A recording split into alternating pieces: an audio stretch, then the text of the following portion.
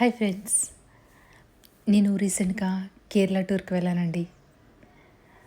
God ones country అని కేరళని ఎందుకు అంటారో కేరళ చూసిన తర్వాత తెలిసిందండి. కేరళలో చాలా ప్లేసెస్ విజిట్ చేశాం. అలాగే వన్ డే అలిపిలోని బోట్ హౌస్లో స్టే చేసాం. సచ్ ఏ గ్రేట్ ఎక్స్పీరియన్స్ అండి. లైఫ్లో ఒక్కసారైనా మీరు ఎక్స్పీరియన్స్ చేయాలండి. తప్పకుండా కేరళని విజిట్ చేయండి. అలానే అలిపిలో ఈ బోట్ హౌస్ ఎక్స్పీరియన్స్ని కూడా ఎక్స్పీరియన్స్ చేయండి. ఇక్కడ మేము బోట్లో ట్రావెల్ చేస్తూనే ఆన్ ద వేలో మేము బోట్ దిగి అక్కడ ఒక ఫిష్ స్టాల్కి వెళ్ళి ఫిష్ అండ్ క్రాబ్స్ పర్చేస్ చేసామండి. ఇదిగో చూస్తున్నారు కదా, ఇదే ఆ స్టాల్ అండి.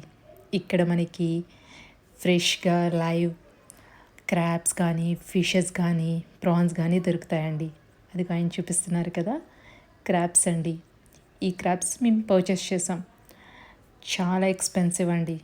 మన ఇంటి దగ్గర దొరికే, మన ఊర్లో దొరికే క్రాబ్స్ చాలా తక్కువ కాస్ట్ ఉంటుంది ఇక్కడితో కంపేర్ చేస్తే. సో ఈ క్రాబ్స్ మేము 3 క్రాబ్స్ 800 తీసుకున్నామండి. అలాగే ఇక్కడ టైగర్ ప్రాన్స్ అండ్ ఫిష్ కూడా దొరుకుతుందండి.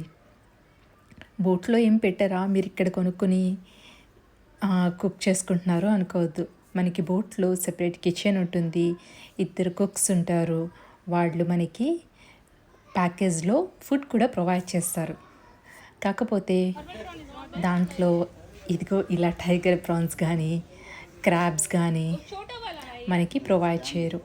ఫిష్ అండ్ చికెన్ ఈ రెండే ప్రొవైడ్ చేస్తారు. అందుకే మేము ప్రాన్ అండ్ క్రాబ్ కొనడానికి ఇక్కడికి వచ్చాం. చూసారు కదా ఫిషెస్ ఎలా ఉన్నాయో. ఇది కేరళలో స్పెషల్గా దొరికే ఫిష్ అండి. ఇదిగో ఇది ఇంకొక డిఫరెంట్ కైండ్ ఆఫ్ క్రాబ్. ఈ క్రాబ్ ఇందాక క్రాబ్తో కంపేర్ చేస్తే కాస్ట్ కొంచెం తక్కువ అని చెప్పారు.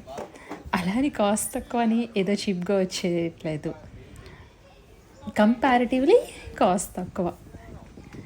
సో మేము కొనేసాం అండ్ బోట్లోకి వెళ్ళిపోయాం. ఇది స్మాల్ బోట్. ఈ ఎక్స్పీరియన్స్ కోసం నెక్స్ట్ వీడియోలో చెప్తానండి. బాయ్. ఎంజాయ్